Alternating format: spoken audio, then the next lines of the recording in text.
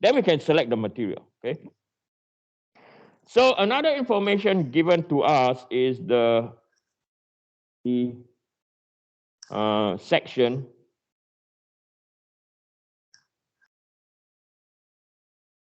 selected was W250 times by 28.4 white flange.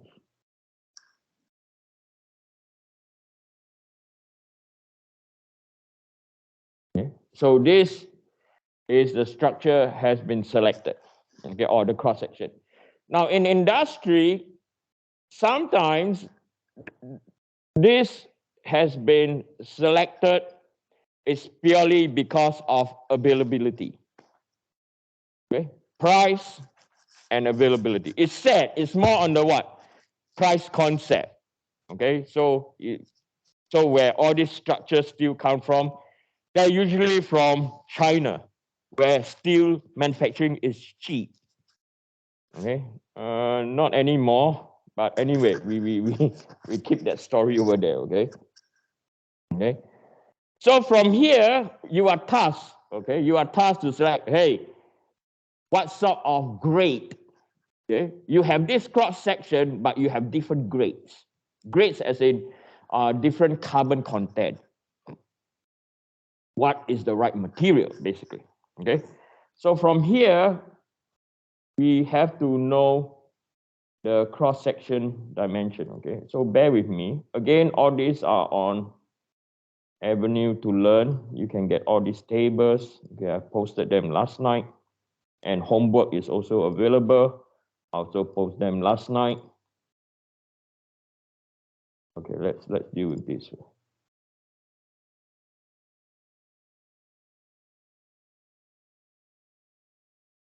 So this is the table. There is the table, and yeah, let me place the structure across.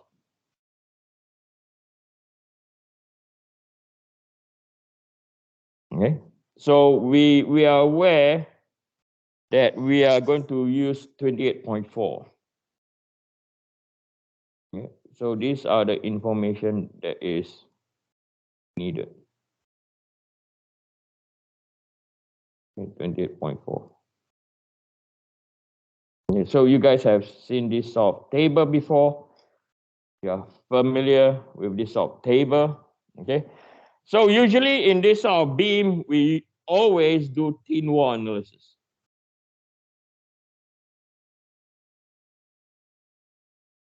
Okay, we usually do thin wall analysis. Okay, so I'm going to expand the view. Pardon me, I need to do something. Okay, we're going to expand the view. There's something I need to explain to you is where we are going to calculate the structure. Okay, where? And this is what I need. I did not do this last night. My apologies.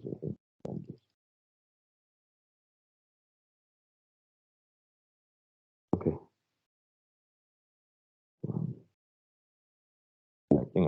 I think any diagrams I take is fine as long as white flange.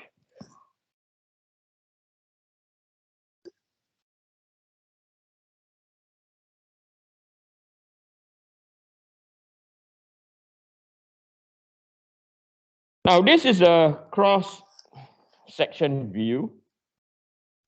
This is a cross section view. So if we were to sketch, so there are basically two sets of formula that we are going to use. Okay, the easy part. We're going to find stress in the x direction. Or let's yeah, x. Okay, if I call this x, this will be our x. This will be our y. This is our rotation z. Okay. So we know that this is equal to mz over IZZ divided by or multiplied by Y. And the shear is equal to BY over IZZ QZ divided by T. And the shear will be in ZY direction. Just bear with me. Okay. The shear is in the ZY direction, I'll tell you. If we were to look at the distribution, right? If we were to, I were to sketch the distribution, and I think all of you are very well aware what the distribution will look like, but I will sketch it out.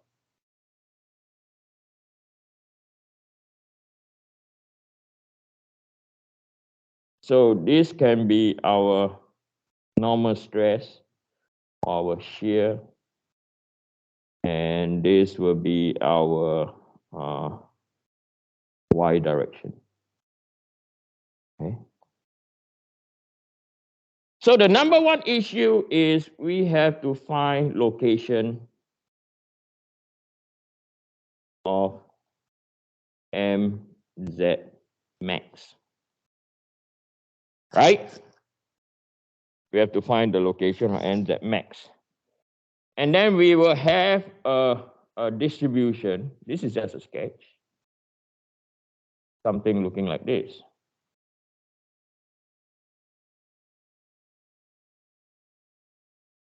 For example, something looking like this. If I bring this wide enough, bring it closer. Okay. And then if we were to use, okay, thin wall analysis, right? Not thick wall, okay, thin wall analysis. Okay. Again, this is just a sketch. We will have a distribution looking like this.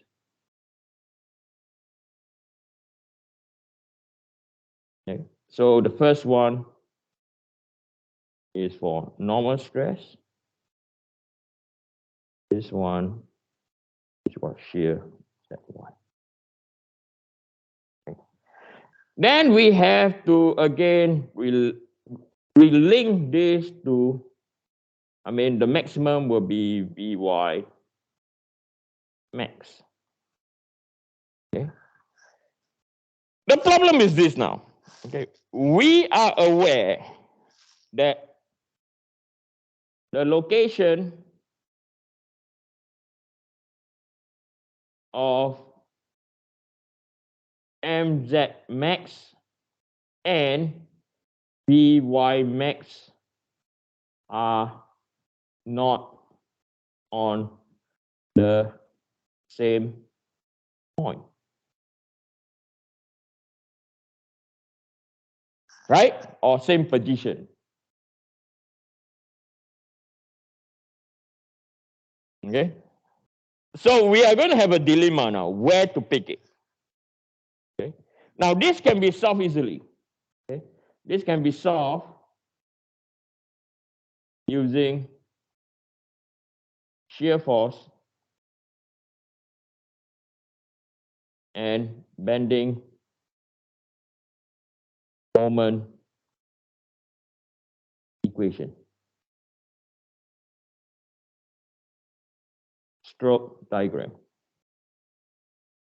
Okay, that is the what? That is the easy part. Then after that, the confusing part is this. Okay, if we look at the stress distribution, the maximum shear stress is at the centroid, right? The maximum normal stress is away from the what? From the centroid. Okay. So where do we choose? Right? Where do we choose for failure to occur? So can anyone tell me, if we look at the cross-sectional view,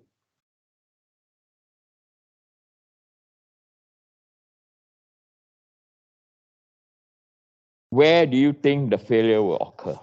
Anyone? Yes, Lucas. Somewhere in between the two.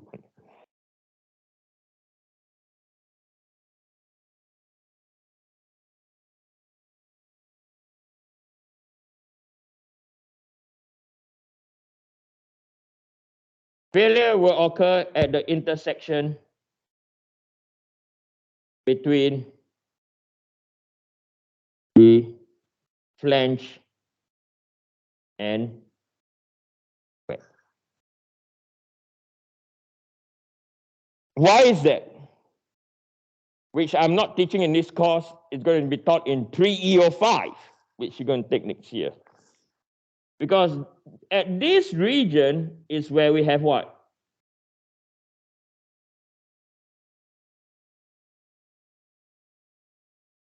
Stress concentration, right? The stress concentration is dependent, okay, dependent on the fillet radius. So the fillet radius, okay, I will draw down here, is this radius.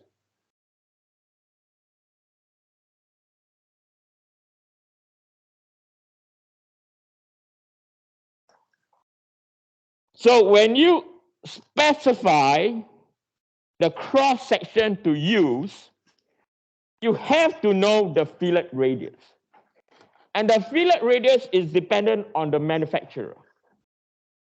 Okay, dependent on how the beam has been rolled. Okay, this is the critical. A lot of time we ignore it. Okay, so you have to specify your analysis is based on a certain level of minimum fillet radius. Are we clear? Okay, that's where things become really, really practical now. You think about design, and then when you think about manufacturing, okay, you're like, how is this made? So I will sidetrack, how is this manufactured? Okay, I will sidetrack. So what it tends to do, okay, so if I were to draw my beam, so this is y, x, y, this is rotation about z, right? You will have two wheels spinning, okay? And you will have the raw material. Now this is red hot, okay? It has been crystallized by can form. And then you form your beam over here. So down here, your cross section can look like this. On its way up, the cross section can look like a I or H. Okay, it can look it can look, if I were to view, it can look like this. Okay, and this fillet radius over here, it dependent on the wheel fillet radius. Okay, when I say the wheel fillet radius, if I draw the wheel in 3D, the fillet radius is this radius I'm talking about. That I'm drawing the curve now. Can you see this? Right? This is the fillet radius. Okay. So I'm not going to teach stress concentration in this class. Okay. That belongs to 3E05. However, 80% of the calculation is based on this. It's based on what?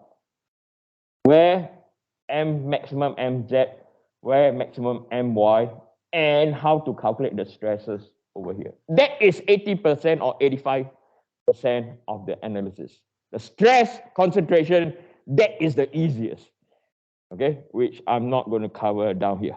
Okay, I'm going to stop down here. When we come back, we're going to form equation of shear force and bending moment diagrams, and then we're also going to do bending normal stress, bending due to normal stress, and thin wall calculation again. The easy part, okay? You guys are so familiar. I'll see you guys later.